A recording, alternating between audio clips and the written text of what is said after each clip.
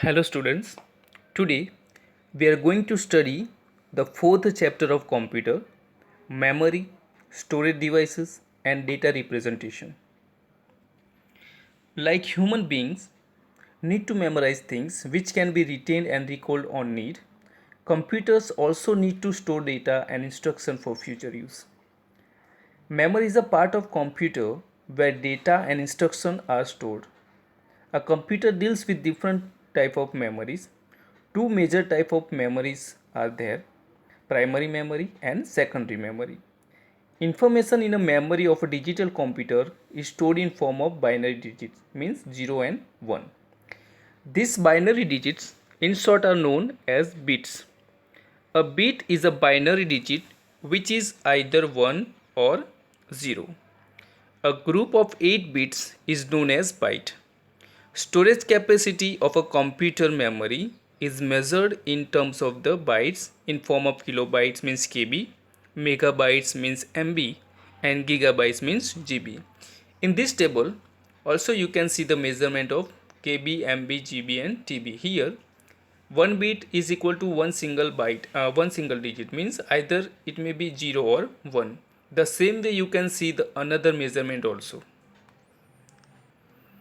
Now come to what is primary memory. Primary memory, also known as main memory.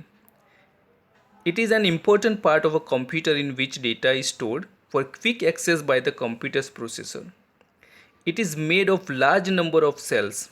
Each cell is identified by a number called an address of the cell. This is known as random access memory also, means RAM. There are other access methods which are not random. For example, sequential access. First in, first out means FIFO, and last in, first out means LIFO. In sequential access memory, data is stored serially or sequentially in a long string. When you want to access some part of the string, you have to pass through the previous part of the string. Just like in an audio tape, if you want to hear the third song, first two songs must be fast forwarded. FIFO is just like queue, where first entry will be served first and the last entry will be entertained at last. LIFO is like tray or pile or papers. The paper which you had put at last will come out first. In this figure also you can see LIFO and FIFO access mechanism. Now come to the topic, what is RAM? RAM is a volatile memory. The content written in RAM requires continuous power supply to retain into the memory.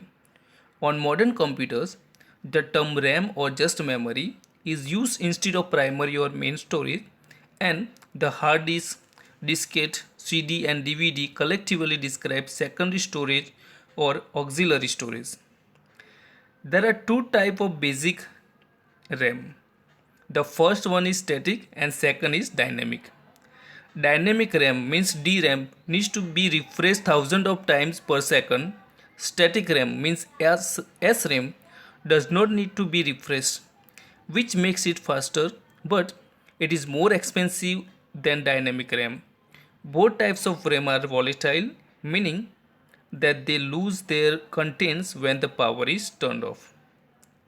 Now, the same way like RAM also, there are some ROM also, means read only memory.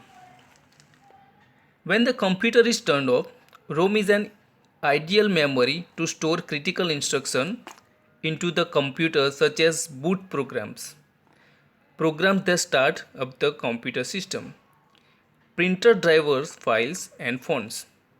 A variation of a ROM is a programmable read memory, means PROM.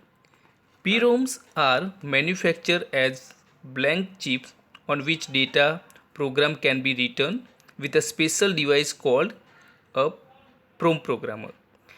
There is a special type of PROM called erasable PROM, means EPROM, and EPROM allows the content of PROM erased by exposing it ultraviolet light. Instead of ultraviolet lights, electric signals are used to erase content of PROM. Such memory is called electrically erasable prom, means EEPROM.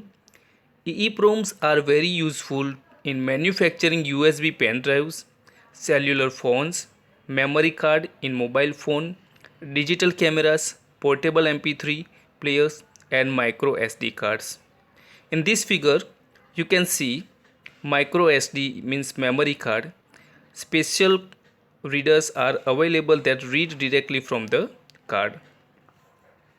The concept of the read-only memory means ROM can be utilized to create a firmware hardware utility with some software instruction is an integrated fashion.